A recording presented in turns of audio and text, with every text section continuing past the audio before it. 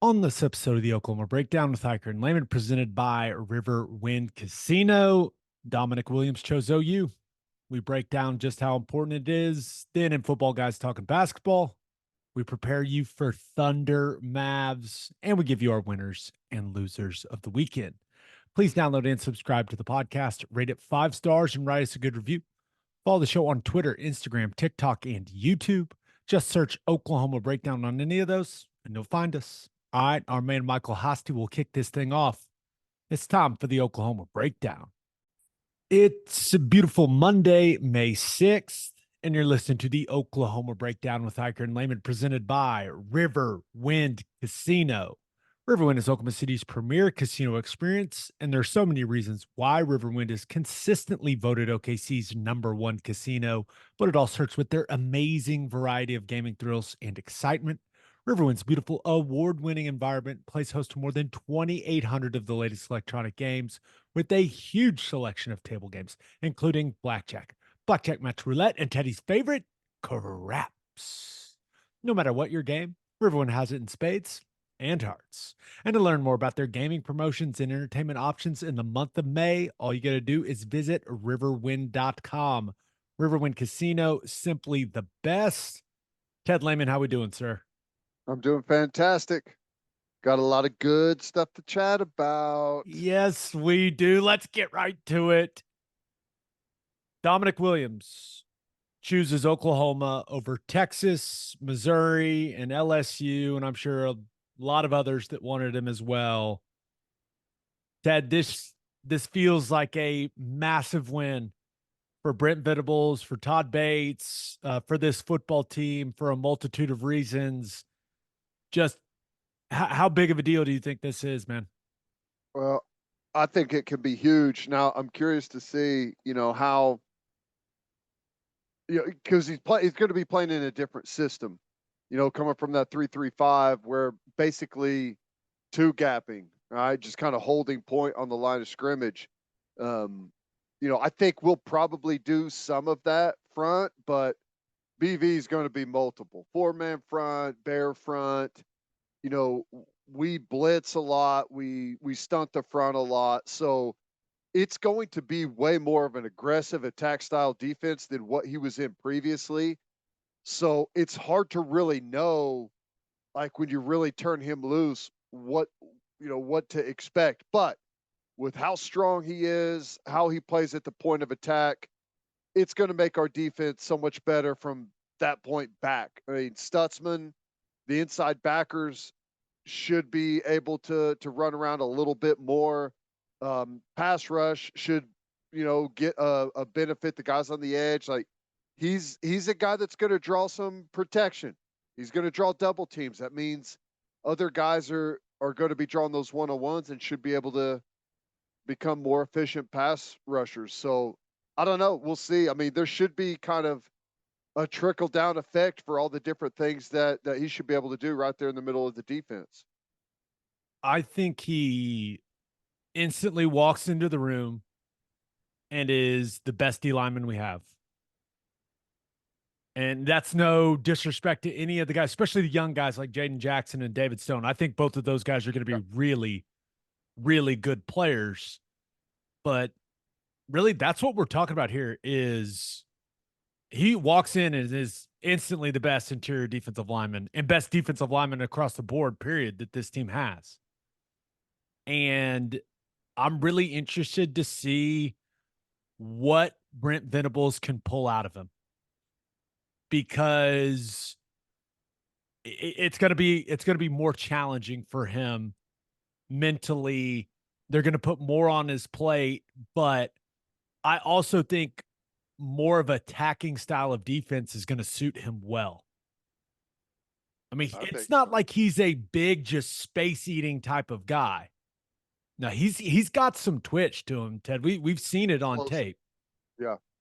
Yeah, he's an explosive player, and he's not he's 320 pounds, but he doesn't look like it when he's walking around. He carries it really well, and he moves well. He's got great quickness, explosiveness.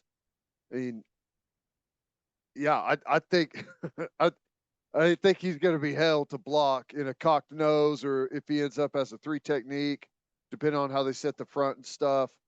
Um, it's a game changer. I mean, is really the only way to look at it. He's, walks in and is the best defensive tackle we have, probably by some margin. And I I believe that having someone like that into that room now is going to raise the level of everybody else. It, I think that's definitely the hope. If you are Grayson Halton, Dejon Terry, Devon Sears, like David Stone and Jaden Jackson, I think they're gonna be major factors when it comes to their time at Oklahoma. But some of these old guys, yeah, you have to raise your level of play. Yeah. I Well, mean, because he's instantly now you got to go out there and earn it on the practice field, but the expectation is for him to come in and start right away. yeah. Oh yeah. I totally agree with that. But guys You like know, Ashton Sanders, Marcus Strong, if they want to get on the field, you yeah. better get bigger and stronger this summer, and you better come ready to practice when training camp rolls around. Yep. Got to And improve. the other part of that is obviously, it's the better your defensive line gets, the better your offensive line is going to be prepared, right? Because there's going to be a lot of training camp battles and stuff. So to me, this move puts us in a really interesting spot, because now you've got game changers at all three levels. And we knew we were going to have it with Stutzman. We knew we were going to have it with Bowman. We had some potential there on the defensive line, but this move, now you've got legitimate big time threats at all three levels. And it's just like, I thought originally we were going to have a really good defense this year.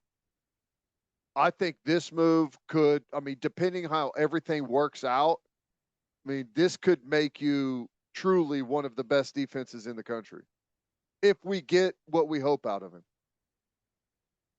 I'm expecting a lot out of him. Yeah. And this is something I was thinking about, Ted. OU hasn't had, when you're game planning and you get the game plan for the other team, and the other team has their, what a lot of coaches call red dot guys. All the really good players have a red dot next to them. Say, hey, this is a guy we have to account for. We have to know where he's at. He's that type of guy. OU hasn't had that type of defensive tackle in a while. Perion Winfrey was kind of one of those guys at times, but never really had the consistency. Maybe Neville Gallimore, but I'd say Ronnie Perkins was, but he wasn't an interior guy, was he? no, I just think, are we going all the way back to 2015 when Jordan Phillips was healthy? Yeah. I mean, that's how long it's been. And my expectation is for Damonic Williams to be that type of guy. I agree. Where you turn the tape on and you go, this guy's a problem. So that is like, my expectations for this guy are about as high as they can be. Yeah, and I'm curious, like, what they do to try and accentuate some of his talents. Is he going to play nose? Is he going to be, you know, head up, zero, like legit bear front? You're going to put him in a cocked nose there. I think I would try and see how he is at three technique personally, but I don't know what they're going to do. They're going to have some ideas, and maybe they move him around quite a bit. Like, he could be a matchup guy. If there's a weakness on an offensive line you want to try and exploit on the interior, or maybe you play with that front a little bit. But thing is like, you don't move him off the ball. He's so incredibly strong and has such a low center of gravity. It's going to be really difficult to move him off the ball. This is going to make the backers at the next level so much better. Is this the biggest recruiting win for Brent Venables? And it's, I know that the portal, it feels a little different than high school recruiting for whatever reason. Maybe it's the NIL piece of things that make it feel a little different. I'm not sure. But clearly getting Jackson Arnold was a big deal. But with where we're headed and just how much of a position of need defensive tackle was, I think this is Brent Venables' biggest recruiting win of his tenure at Oklahoma. Yeah, I think it is. Like considering the situation, considering who you're up against, all of that. Yeah, I think it is for sure. Because we've been used to situations like this where, man, it looks like if it's going to come down to money, like we're going to win everything else, but it's going to, the dollar figure is going to be too much, and we're going to watch a really good player go elsewhere. And it kind of felt like a put everyone on notice a little bit type of situation by landing this type of big time defensive tackle. So yeah, I think it was great. And the other thing is, like, I don't know how many more opportunities like this that you're going to get, because I just don't know what rules are going to be passed down. Like, we could be living in a totally different place 6 months from now, right? And so when you had the opportunity, you had to go out and make something happen, because you can't waste your first year in the SEC. You have to make an impression. If you go in and have a ho-hum year, you won't have any momentum. And this sport in recruiting is all about momentum. You've got to have people talking about you, and I think this helps with that a lot. I think it was a really tough time for the OU is broke people. Right. They did not have fun when Damonic Williams made the decision that he made. But yeah, it was the talk of college football. It was the talk of college football when he made that decision. So we'll see what it ends up looking like in the fall. But clearly NIL played a large role in this. And we've talked about how organized and how professional that operation feels right now with the collective working to the degree that they can work with the staff, doing all those things and kind of developing a plan and a structure for everything they're doing. I think that continues to impress people. I know it impressed Damonic Williams and his team, but I liked what Damonic Williams tweeted, man, because clearly it was a big factor in this. But here's what he said: chose OU because of a relationship with Coach V, Coach Bates, and the staff. They were genuine, and I believe in their ability to develop me as a man and a player and prepare me for the next level. I know that this whole thing is about winning games, but it brings a smile to my face every single time I hear one of these kids talk about how excited they are to be developed as a person by this staff, because I still think that stuff matters. I know it's about becoming the best football player you can be and going and making a bunch of money in the NFL, but I'm never going to get tired of these recruits, these transfers saying stuff like that, Ted. It warms my heart, man. Creating value.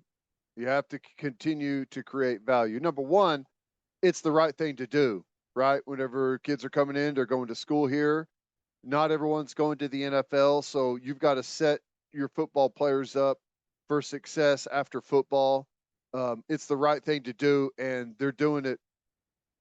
I don't know how everywhere else does it, and I'm sure that plenty of places put a lot of resources into it, but I feel like you'd be hard pressed to find someone that is doing more in that regard than Oklahoma right now. And that value, if it's not paying off now, there will be a time where it does.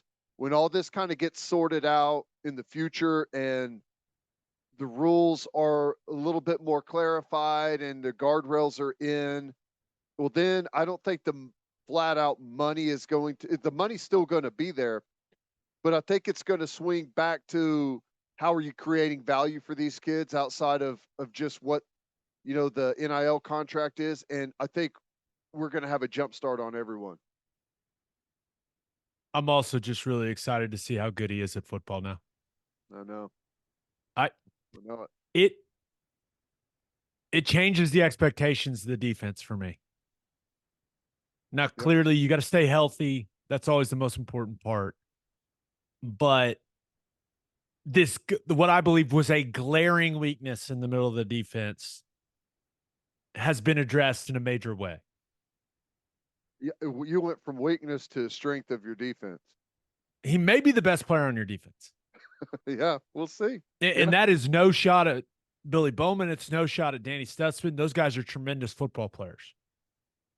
But this is a guy that's been playing in a 3-3-5 head up nose frog stance that's about to get to put a little stagger in his stance and come off the ball some. Yep. And I think it's going to look great. I'll be surprised if it doesn't. It's going to be, I would be shocked if, when he's fresh and starting series, I would be shocked if he's not caving that side of the offensive line in wherever he is. It's a good feeling, isn't it? Makes me happy. I wonder if Branson Hickman was like, damn it. Oh man, I know. That's practice just changed over the training camp. Iron sharpens iron, baby. Yep. That'll be good for them both. Anything else? BV looked awful in that number 52 jersey. But the look on his face, the jersey, everything about that picture, I was cracking up. Yeah. It is, just to go back with what you said though. I mean, from what we thought, like after the first couple of days of spring ball and what we had at defensive line, not knowing really what we were going to get out of Jaden Jackson and David Stone, Everett getting hurt at center, like there wasn't a very good feeling at, up there with the line of scrimmage. Now, where you are post spring and what you've got now at center and what you've got at nose guard or at defensive line on the other side, like we're in a much better position on the line of scrimmage. Fan base is confident, feeling good. I love it. We're back, baby. The only other major piece of OU football news is the fact that Gavin Freeman entered the transfer portal. And I say it every time. I'm always rooting extra hard for the Oklahoma guys, especially the Oklahoma City guys. I just think last season, it just never came together the way that we thought it was going to for him. And I don't think it came together the way that the coaches thought it was going to for him. He was the talk of spring ball. He was the talk of training camp last year.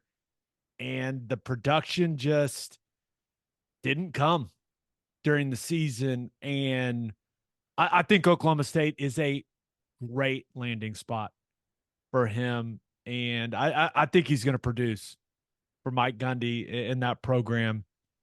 And it's strange. We don't play them anymore in football. So can I cheer for Gavin Freeman? Like I can cheer for Gavin Freeman, right? What harm? Silently. Yeah, not out loud. I'm not a crazy person. Who do you think I am? But yeah, I want him to have success, and I think it'll probably be a really good landing spot for him, honestly. I mean, he could do some really good things. I don't think that we ever utilized him properly. He was just a jet sweep guy for us. And I mean, he's fast, but it's just him going lateral all of the time. It's like he was set up to fail. Everyone in the world knew that whenever he was in, he's getting it on a jet sweep. It was tough for him. I just never understood why we didn't see him get to work the middle of the field more. Yeah, I don't know. especially he was learning from Drake Stoops. I thought that was going to be a kind of a natural passing of the baton Right. for that position. And it never seemed to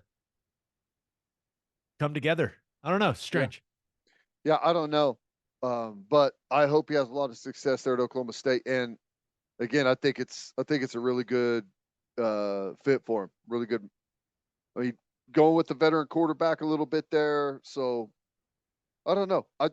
He also adds in the special teams game. We know that there were some frustrations there last season with that, but it wouldn't shock me if he's back there returning punts for him too. Yeah. I did like seeing all the OU fans handle that situation maturely. Seriously. Did I they? yeah. I All right. I was kind of surprised, but it was good to see. If you go look at his announcement that he's going to Oklahoma State, I would say 99% of the OU fans that responded to very, very encouraging, very positive, very supportive. Look at the maturity of our fan base. Well, how much of it is After we told maturity? everyone to suck it for us getting Dominic Williams. Well, part of it is like I think people are happy for him and do want him to succeed. But the other part is a lot of people back themselves into a corner on the Kelly Maxwell thing. You know? It's a fair point. So after all of that, it's like, oh, okay, well, good luck. Good luck, Gavin. I sincerely mean it, Gavin. Good luck, man. I hope you I really do. I hope he goes and balls out for the Pokes. All right, let's get to call your shot. We asked you guys, and it was pretty much a rhetorical question. What was the most important thing that happened this week for Oklahoma football? We got a 5-part answer here from Okay. 212 degrees. Number 1, the Broklahoma tag is history. Number 2, Dominic Williams is the anchor to the middle of our defense who will have to be game plan / double team. Number 3, gives our pups time to develop, not forced into action. Number 4, frees up our linebackers. Number 5, should see a more BV attacking D. It's a 5-pronged answer, and I agree with all of them. I agree with all of them too. I do. I think that, one of the tough things about Brent Venables' defenses is the multiple fronts that you see: 3-man, 4-man, bear. They'll change it up. They'll blitz. And, whenever he's going to be lining up in different spots, stemming to different spots, penetrating, slanting, he's going to be hell on wheels to stop, man. It's going to be something to watch. I'm excited for it. I really like. I will say this too. Like, what we need and have needed is, like, someone was asking the other day, is he for sure just a one and done? We need him to be. Like, if he's a one and done, it tells me he had a hell of a year, and we need a D lineman to go get drafted high. Yeah. So we need to feature him. We need to do whatever we can to make sure he has a productive, big time season and go get drafted as high as possible. I think in a perfect world, Dominic Williams is an all SEC type guy and is an early round draft pick. And David Stone and Jaden Jackson get to play a ton, develop at a high level, and Grayson Halton makes the jump. I feel like I know what Dejon Terry is. Now, he's a solid interior defensive lineman. He's going to play the run really well. Probably not going to give you a ton as a pass rusher. But if Halton can make a jump, those two young guys can get a lot of experience and consistently improve throughout the season. And then Dominic Williams can be that dude. Like, that's how I see a great season coming together for the interior of the defensive line. I agree. 100%. Nice answer, 212 degrees. A 5-pronged answer. I like it. Love that. All right, let's Thunder Mavs. Oh, yes. I hate you so much, Dallas. Let's go. But first, Love's Travel Stops is now offering a nationwide 10-cent per gallon discount on gas and on diesel. Just download the Love's Connect app and scan your barcode at the prompt on screen and watch that price drop 10 cents per gallon across the country. The Love's Connect app unlocks exclusive deals that can help any traveler plan their route or meal on the highway. So before you hit the road, be sure to download the Love's Connect app to save 10 cents per gallon and experience the country's best highway hospitality at Love's Travel Stops. Love's also has you covered if you get your phone charger or headphones with their expanded mobile to-go zone. And of course, don't forget to grab yourself some of that delicious Java Amore. And celebrate with a Schooner All-American Ale, the official craft beer of OU Athletics from Coop Ale Works. Named after the iconic Sooner schooner that races across Owen Field after an OU score. You could join in on the celebration with an ice cold beer from Coop Ale Works. You can enjoy it at the Palace on the Prairie, at OU athletic events, at the bar, at the tailgate, and in the comfort of your own home. For more information on Schooner All-American Ale, visit schoonerale.com. Must be 21 to purchase. Please drink responsibly. Schooner All-American Ale, the taste of game day. And we love Simple Modern. Simple Modern is an Oklahoma-owned drinkware company who has so many gifts that are just perfect for Mother's Day, teacher appreciation gifts, or graduation gifts. You're going to need them all this month, people, from all their popular drinkware. Ted, by the way, did you know they are #1 when it comes to sales at both Target and Amazon? I did know that, actually, yes. Yeah, good stuff. Don't forget about the getaway bags and Harper totes. Those are perfect for summer trips, and Simple Modern has you covered for all the gift giving you need this busy time of year. And even better, Simple Modern exists to give generously, donating 10% of all profits so you can know you're helping better Oklahoma and beyond with every purchase. Check it all out at simplemodern.com today. Thunder will take on the Dallas Mavericks in the Western Conference semifinals, game 1, Tuesday night, 8:30 p.m. Central tip. Ted, how long into game 1 until we get so annoyed with how much Luka Doncic whines? First quarter?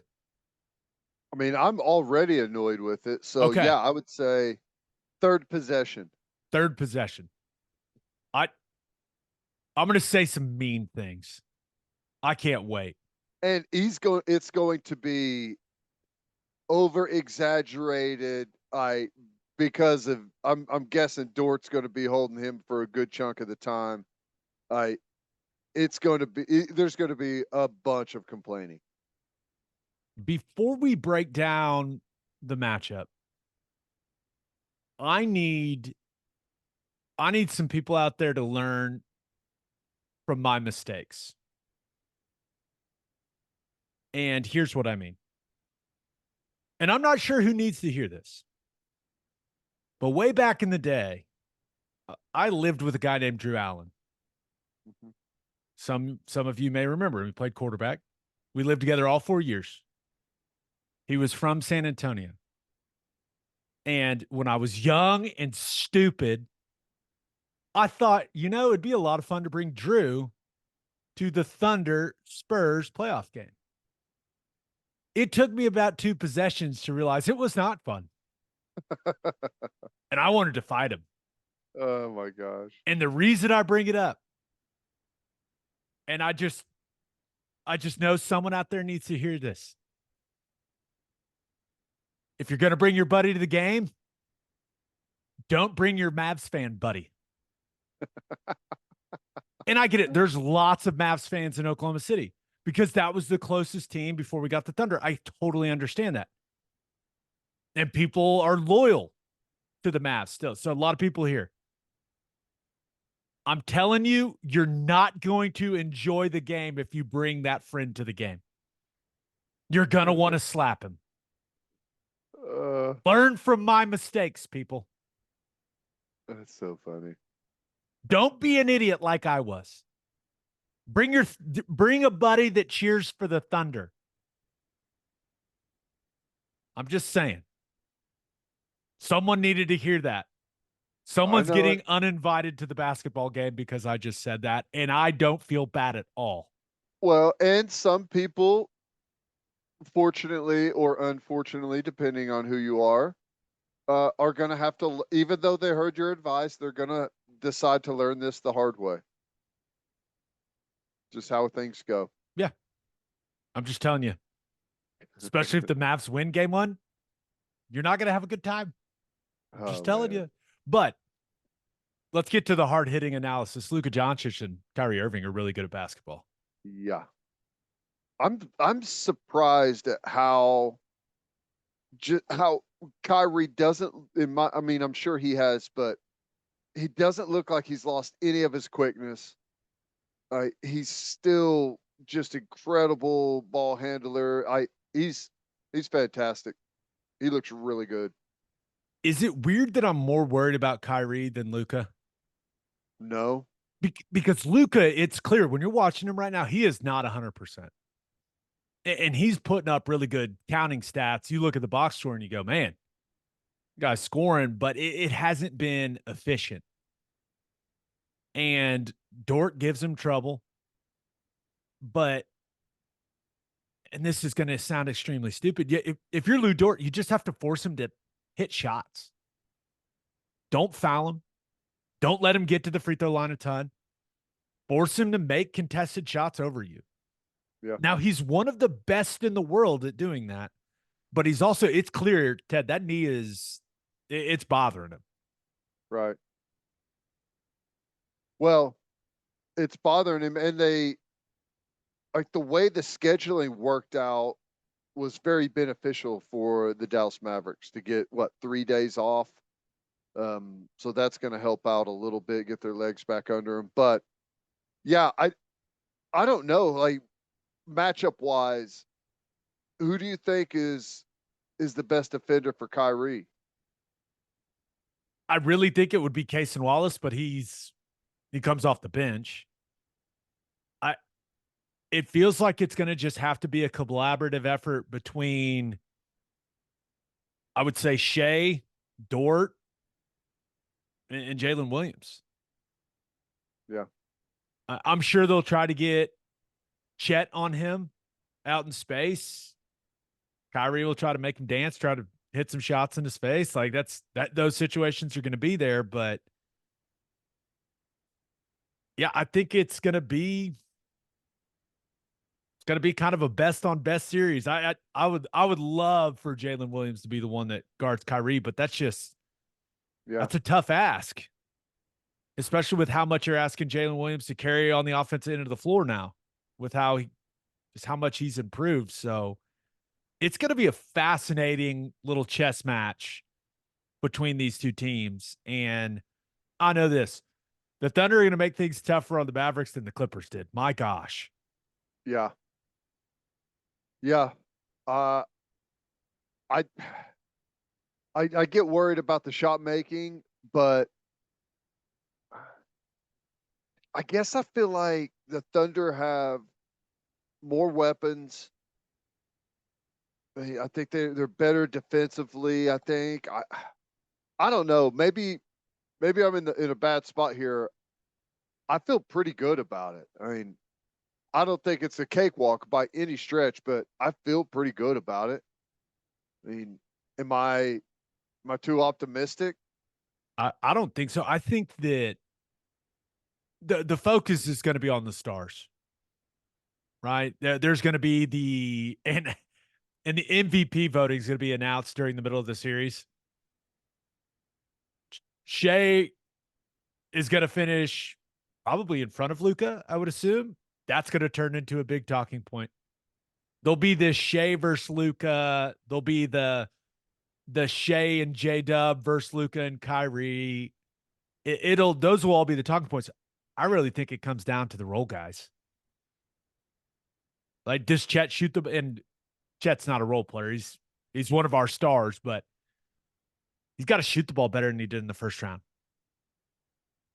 And then it could come down to, hey, can Josh Giddey hit shots or not? Yeah. Because that's probably who they're going to hide Luke on. Now, let's see what Giddey can do. Did Dort have a couple of really nice nights too, shooting the three? Dort has shot the hell out of the ball this season. Yeah. And if you continue to get it from those guys, I mean, that's going to be your biggest separator. Stars are probably going to cancel each other out for the most part. Like, what do the role players do? Does Giddey and Dort and Isaiah Joe, do those guys outplay PJ Washington, Derek Lively, Daniel Gafford? I think the Thunder's role guys, they have to outplay Dallas's. That's how you win the series. And Maxi Kleber being out is that allowed Dallas to do some small ball stuff. He shot it really well in the Clippers series from 3. And that fall he took was it was awful. And he's out for the entire series. So that's a very interesting development. I don't know how that changes Mark Daigneault's approach, but that is one thing also. And I feel like the Thunder have the better coach. And I don't think that's I mean, he did win Coach of the Year, but I don't know. I just feel like Daigneault is more of a basketball nerd than Jason Kidd. Yeah. Even though Jason Kidd's a Hall of Fame player. Well, we'll see. I mean, this is kind of the first, not that the round 1 series wasn't big and didn't mean anything. Obviously it did, but this is like the first real pressure on test kind of for everyone. You got superstar players on the other side. It's going to be a tough environment whenever you go on the road. This is going to be it for a lot of guys. Like, this is how people are going to measure you and look at you and see how you really are in the playoffs and what the team is actually made of. I think Shai Gilgeous-Alexander has a chance to elevate himself and how he's viewed by basketball fans. Everyone knows he's an incredible player, right? The numbers speak for themselves. The fact that the Thunder are the 1 seed, but while I think he's extremely well respected around the league, I don't think he gets the type of treatment that a top 5 player in the league should get. I agree. And if he can outplay Luka and Kyrie and let the entire basketball world know that he is that dude, yep, then I think he's going to start getting more respect. And I think that is on the line. Like, the opportunity for him to elevate himself into an exclusive conversation. Yeah. And this is his biggest opportunity for that too, really. So this is going to be the biggest games of his life. Yep, that's right. So you're going to have big crowds. You're going to have big television audience. Like, the whole basketball world's going to be watching. The spotlight's going to get brighter and brighter as this thing, this series, if you happen to win it going into next series, that's whenever everyone's going to start picking apart everything you do or heaping the praise on you. Jalen Williams has a chance too. Yeah. To basically say, hey, I'm going to be an all-star next year. I'm an all-NBA type of guy. I mean, that, if you're Shai, if you're J-Dub, if you're Chet, like, your reputation in the league is heavily influenced by what you do in the playoffs. Just is. Yeah. So they have a chance to go up a level. I can't wait to see what it looks like, man. I'm so excited. I don't even care that they're the late tip-offs. Who cares? Let's go. Yeah. Yeah. It's going to be late, and I know, but I don't know. I don't know that there's much of another option. You know, big deal. Go to bed a little later. You'll be fine. Thunder in 6. So I'm going with. Okay, Thunder in 6. Like, how did are you just throwing that out there, or do you like do they win both at home? Like, how do you see that 6 games playing out? Win the first 2 at home. Okay. Maybe if you split on the road, lose 1 at home, win game 6. Just to get real weird. Thunder in 7 is going to be, I think, a very common prediction. But I want to be an uncommon man, Ted. Give me Thunder in Well, 6. I'm between 5 and 6. Ooh, okay, I'm listening. Uh, I don't know. I think they could take both at home, grab one in Dallas, and close it out. Like, I don't know. I'm probably giving them too much credit. Look at us. Look at how confident we've become. I love it. The safe play is Thunder in 6. But I I really think do. I think they win it on the home court, man. If my choices were Thunder in 6 or Thunder in 7, give me Thunder in 7. A game 7 in Oklahoma City against the Mavs where they win. Are you kidding me? Little tension, little pressure. It'd be nice. But we don't want one of those like Kyrie or Luca can have Yeah. a Klay Thompson type of game at any moment. Oh, you So said it. You said his name. Oh no. we don't want to flirt around with any of that. I'll say Thunder in 6. I'm thinking about changing Thunder in 7, but I've got to stick with Okay. my Go with initial your gut. prediction. So we're both on Thunder in 6. Look at us. You want to hit this OU basketball? We're in FGTB. Let's hit it real quick. Yeah, let's do it. Some more portal movement for Porter Moser. Caden Cooper entered the portal, was such a big get for Porter Moser and that staff. A big time recruit out of the state of Oklahoma, and just did not see the court for the Sooners last season. It was kind of quite the mystery. I I have no explanation, but I'm not sure why he didn't get more minutes, but now he is headed elsewhere. However, even though the Sooners missed out on the 3 targets with local ties, they have added some new pieces. We talked about the addition of Kobe Elvis. Ted, just what a tremendous name. But also have added Jaden Jones, Bryson Goodine, Yeah. and Duke Miles. I watched his highlights, and they said Goodine, so that's what I'm going with. And I would say there's a lot of excitement about Duke Miles. Guy can score. Averaged Yeah. 17 and a half at High Point last season.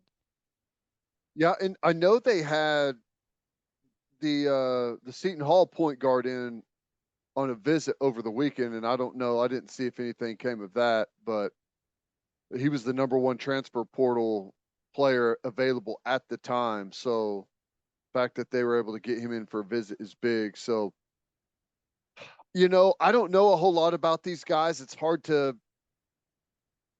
know like what it is all going to look like.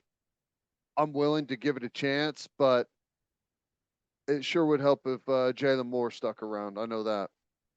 That's the decision still looms. That would be very, very helpful with the improvement that we saw him make throughout last season. But you look at Jaden Jones coming from Long Beach State. You'll love this, Ted. Was the Big West Defensive Player of the Year in 2022. I know you love the guys that guard people. I do. Give me a DPOY guy any day of the week. Goodine, 46% from 3 last year at Fairfield. crazy. Pretty impressive.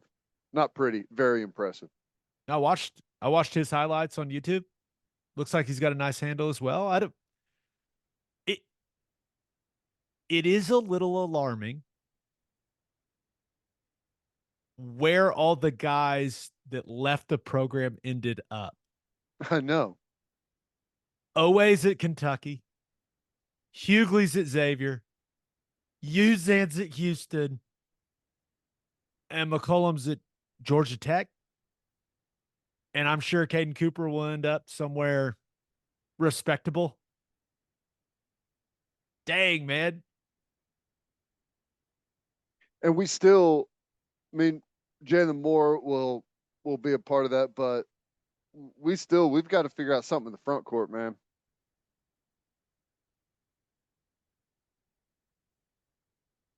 Some taller, longer athletes, perhaps. Yeah. Yep. All you want in life is just a rim running big that can dunk it really hard. That's all Ted wants. That's all he wants to see. That's it. I want Blake Griffin to circle back around. Is there another Blake Griffin out there? Yeah, Blakes don't grow on trees typically, but if I come across one, I'll make sure and send Porter a text like, "Hey, you may want to check this guy out." Let's finish up with our winners and losers of the weekend.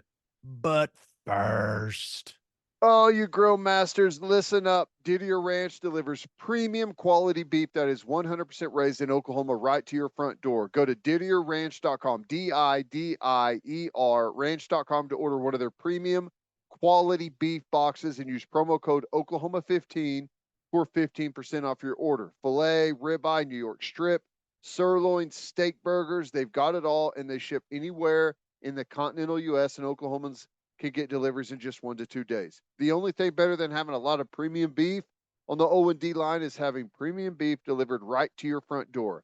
Didier Ranch, tradition tastes better. And head to the garage for hand smashed patties, butter, toasted buns, and some ice cold beer.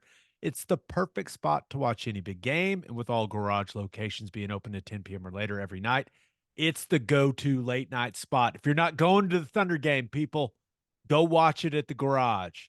Visit eatatthegarage.com to find a location near you and order online from the garage in your neighborhood. As always, Ted, kick us off. Who do you have as your winner of the weekend? I had to go with OU baseball, their 5th series sweep of the conference slate this year. Extends their biggest year they've ever had doing that. They go on the road and to Lubbock, Texas, and sweep Texas Tech. Bats were working, got good pitching. Things are looking really good for baseball right now. It's the first time Tech's been swept in Lubbock in a long time, and the first time the Sooners have swept Tech in a long time. So things are going good. 3-game lead right now in the Big 12 conference standings, and I think they're heading. I think it's Baylor they've got for the final series of the season, and they'll have senior day and everything coming up on Sunday. So baseball's in a good spot right now. They got a good chance to host a regional. We need to get Skip Johnson on. I know. He is the best, and I'm not sure a lot of people saw this type of season coming for Oklahoma. Yeah. And I just think it says a lot about Skip and his staff and their ability to develop these guys, man. This is the most excitement I've seen. And obviously I know they went to the College World Series, but I just feel like the fan base is really fired up for this team. Yeah. Well, it helps whenever you keep winning. Yeah, you keep sweeping a bunch of conference opponents, and they're playing well. They play an exciting brand of baseball. They're aggressive on the base paths. They're hitting it well right now. They got some really good, starting pitching, a couple really good relievers. I mean, I don't know. There's some teams out there that are really, really good. So I have no idea how, like, what the postseason may look like for them, but bats get hot. Some pitchers start finding some stuff. You get a little momentum behind you, and it feels like they got some good momentum, good chemistry on this team right now. Who knows what could happen? Who do you have as your loser of the weekend? OU softball dropped this series to Oklahoma State in Norman. First time in a long time dropping a series to Oklahoma State. They did come back and bounce back and win the final game on Sunday. Did it in pretty explosive fashion, got the bats going. But first two games, man, that ice cold. The hitting has not been there recently for the Sooners. At least not at the levels that we've grown accustomed to. Defense was even a little shaky. That's usually where they are, just 100%. They've got some things they're battling through right now. They're still very, very good, but it does appear that they're struggling. We've gotten so used to them performing at a high level, like in the biggest pressure moments. And it just feels like there's been less of that in some of these tight games that they've been in this season. Yeah. They've had a couple of opportunities, and just in the Oklahoma State series, I don't have any of the final numbers, but we left a lot of runners on base, and that's typically not something that we're used to seeing with this team, because the offense has always been so dynamic, but they're leaving a lot of runners on base and haven't been able to get them across, and obviously, I mean, it's cost them. How worried?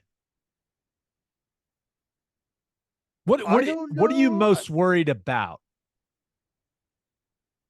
I'm most worried about the offense,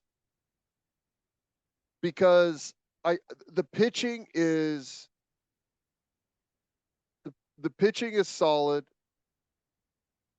Like, usually when we're losing games, they're lower scoring games, but I just, the thing that's always been able to get us out of the jams and those big pressure moments, whatever, we've always been able to come through with big hits, home runs, moving runners.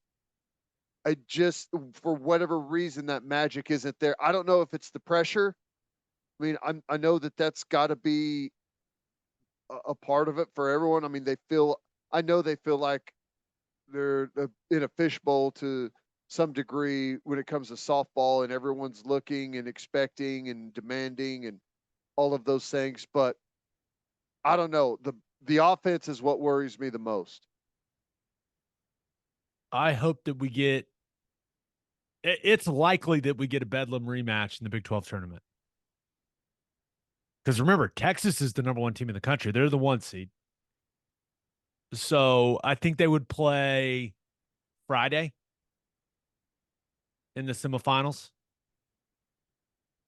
I want that to happen. I want to see how Patty Gasso's group responds and how they perform in that game. Yeah. I wonder what is the, are there, like, if we don't make a good run in the conference tournament, or what's the chances of us not hosting a regional? Is that still, like, basically locked in, I think or so. okay, Yeah, because remember, they would have to fall out of the top 8 top or 8. yeah. So it's likely that Oklahoma and Oklahoma State, because OSU was 10th heading into the weekend. So I would assume that they get a bump from taking 2 out of 3 in Norman. Yeah. Yeah. Yeah. But I don't know. Well, it's a weird feeling right now for OU softball like it just is. for fans. I feel like this is as least confident as we've been as a fan base in a long time. Yeah. It's a weird Well, feeling. it is a weird feeling. There's a lot of truth to that. I don't know. I'm still hopeful that they're gonna pull it out, pull through, find the offense again. They found it today. They were hitting the ball really well today.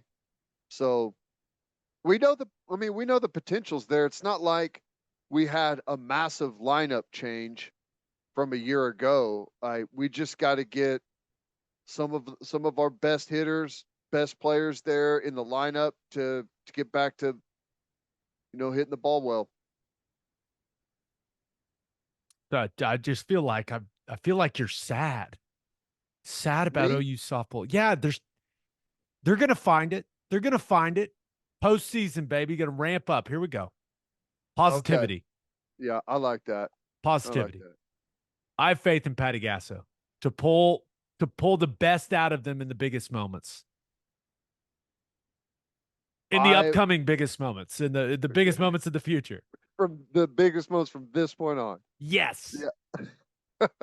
Yeah, I've got no doubt in Patty Gasso, and I'm curious to see what she does, like what moves she makes moving forward. I mean, we've seen sometimes in the postseason where she's done some stuff that was maybe not necessarily unorthodox, but leaned on players that maybe hadn't had their best season up to that point, and it ended up pulling those players out, and they end up having great finish of the season. So we'll see. I don't know what's going to happen, but we know that they've got the talent. I'm gonna say a complimentary thing about an Oklahoma State softball player. Carly Godwin was she can swing the bat. Is that the freshman first baseman? Yeah. Did Yeah. did you see her quote after the game? No. That's my goal every time I get up to bat, just to hit the P out of the ball. Well, when Which she's she did. standing in the yeah, she did. And when she's standing in the box going to work on that gum and staring down the pitcher, like she's an angry looking player. I like that. I'm a fan. I am too. I'm a fan. All right, let's get to my winner and loser. But first, attention business owners, you need Insurica in your life. Insurica is one of the country's largest insurance brokers with 30 offices throughout Oklahoma, Texas, and the Southwest. Insurica is able to customize programs by accessing the latest information from many insurance carriers. They compare and contrast coverage offerings and pricing in order to design a cost-effective, comprehensive program to meet your business's specific needs. If your business partners with Insurica, you'll save huge amounts of money and take back control of your total cost of risk. If your business wants to be best in class, connect with Insurica at Insurica.com. That's INSURICA.com. And head to opolisclothing.com for our podcast merchandise and the best OU gear out there. That's OPOLIS clothing.com. Use promo code TED, TED, for 10% off. That's opolisclothing.com. Use promo code TED for 10% off. Buttery soft and 10% off. My winner of the weekend, Mystik Dan. Woo! It's the 150th running of the Kentucky Derby. Big milestone in the history of the race. Felt like everyone was hoping the race would deliver, and whoa. Can't deliver more than that. No. That was, I mean, that finish was crazy. Ted, it's the one horse race I watch a year. And I was watching it and I had no idea who won. They kept showing the replays. I still really wasn't sure who won. But Mystik Dan ends up holding on against Sierra Leone and Forever Young and walks away with a cool $3.1 million for the win. $3.1 million for the win and plenty more to come in the future. that was awesome. They came off the quarter pole and it was like 8 wide right there for the lead and just an all out sprint to the finish line. I saw some people suggesting that Sierra Leone should be disqualified. But I don't know. What a finish. That was crazy. 3 right there straight across. I don't know if I've ever seen that.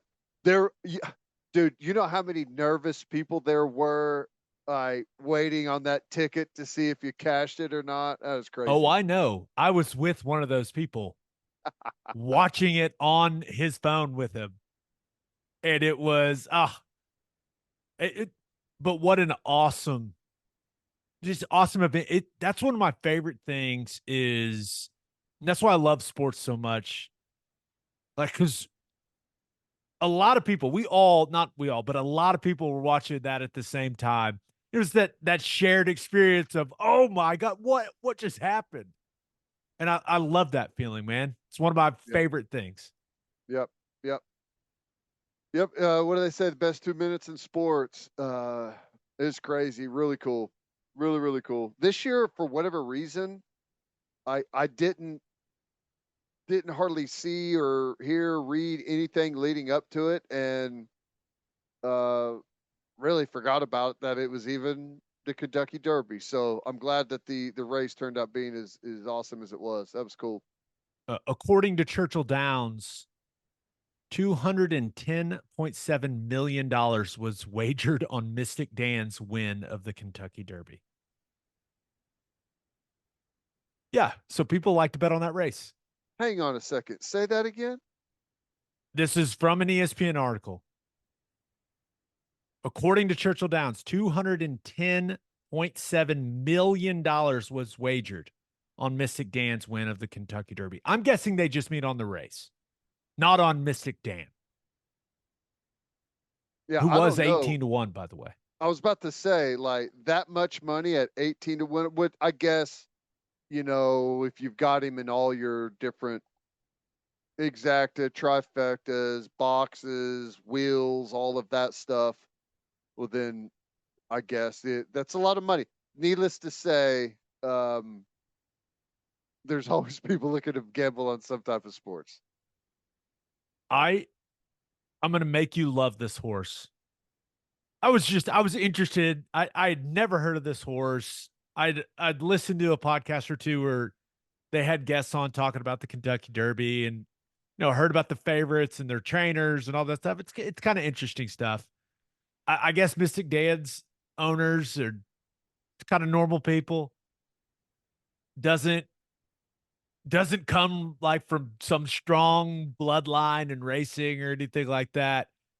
And I saw the trainer. He called Mystik Dan a working class horse. There we go. Yeah, I was like, okay, I can get on board with that guy. Let's go. But they may not run him in the Preakness. Yeah. Because it's in 2 weeks, and I may skip it and just run the Belmont, which, by the way, is in Saratoga for a few years because Belmont Park sounds like it's getting a facelift. These are things I learned on on these podcasts I listened to. I mean, what do you mean it's getting a facelift? Under construction. Right. I do not know anything about construction. I do not know anything about horse race tracks. I don't know anything about horse race track amenities. I am not the guy to have this conversation with. I mean, I don't care what does it mean to me, but how can you have the Belmont at Saratoga? It's like saying they're having the Daytona 500 at, you know, wherever else. You can't do that. Just wait till you find that the race is actually shorter than the Belmont. I want to say it's the same length as the Kentucky Derby.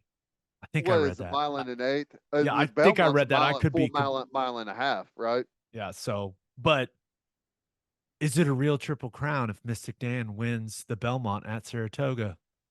That's for the horse people to decide, not me, Ted. Do it so I can complain about it, please. About loser of the weekend, the Denver Nuggets. How about the Timberwolves? That Wow. was going into Denver and taking game one like that. That was extremely impressive.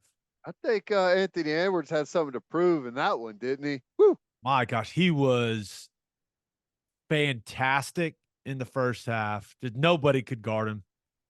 I'm just hitting all kinds of, just scoring all kinds of different ways. But I think I liked watching him play in the second half even more because Denver loaded up on him defensively. And even though he had such, like, he was hot, man, he was hot in the first half, he just kept making the proper basketball play. It didn't feel like he was forcing things. Felt like he was just finding the open guy, trusted other guys on the team to hit shots, and they did. Nas Reed in the fourth quarter, my goodness. Man couldn't miss. Ted, Anthony Edwards is 22 years old. Crazy, right? And he was on the floor with Jokic and Jamal Murray.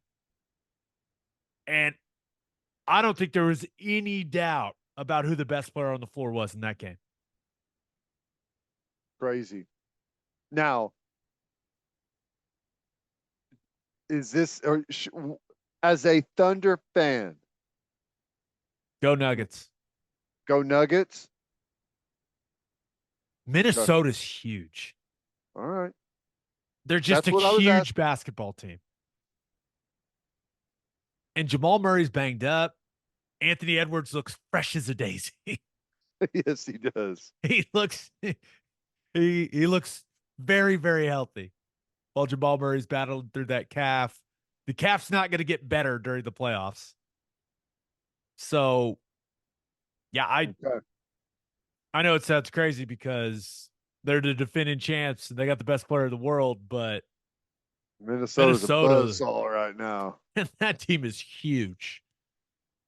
So I think looking at that game, not an efficient game from Jokic. Numbers look great, but didn't shoot it well. Turned it over a ton for him. And Rudy Gobert he's just an extremely effective defender. Yeah. I mean, he understands what his role is and he plays it very, very well. But it was another game where Jamal Murray didn't really have it.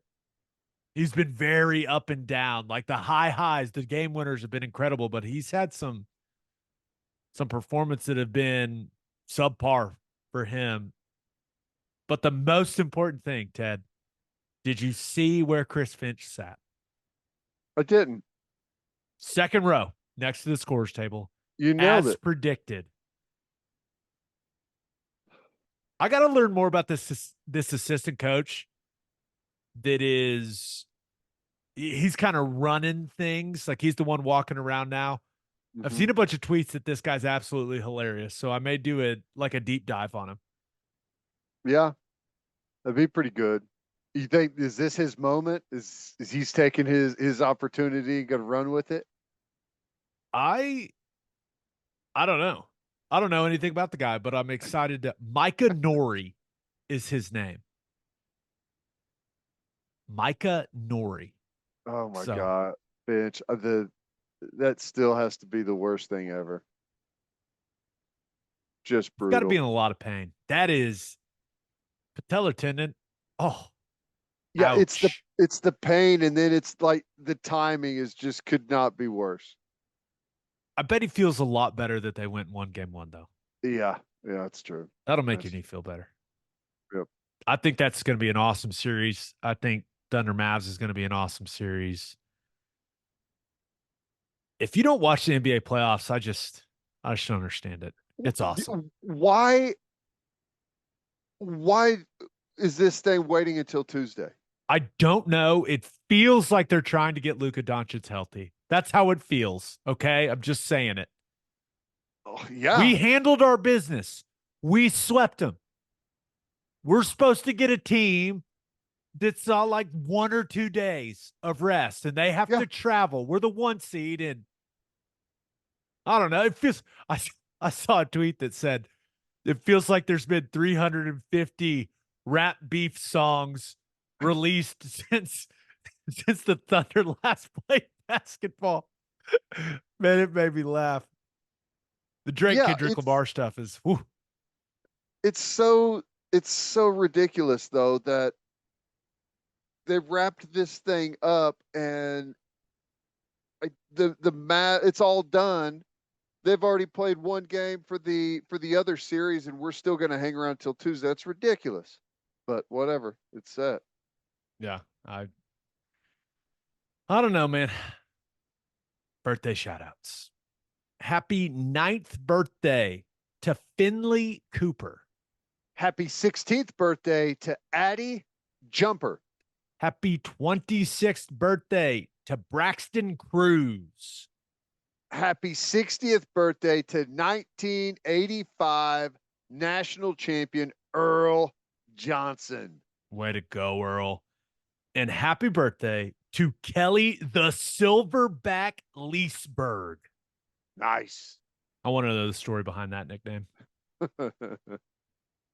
On that note, episode 419 in the books. We'll have a new podcast that'll drop on Wednesday. Just a reminder, please subscribe to the podcast wherever you listen to podcasts, and please subscribe to our YouTube channel. Tell all your friends. Tell all of them, people. Hope you all have a great start to your week. And until next time, we appreciate y'all for listening. Do what you always do, Oklahoma. Take care of each other.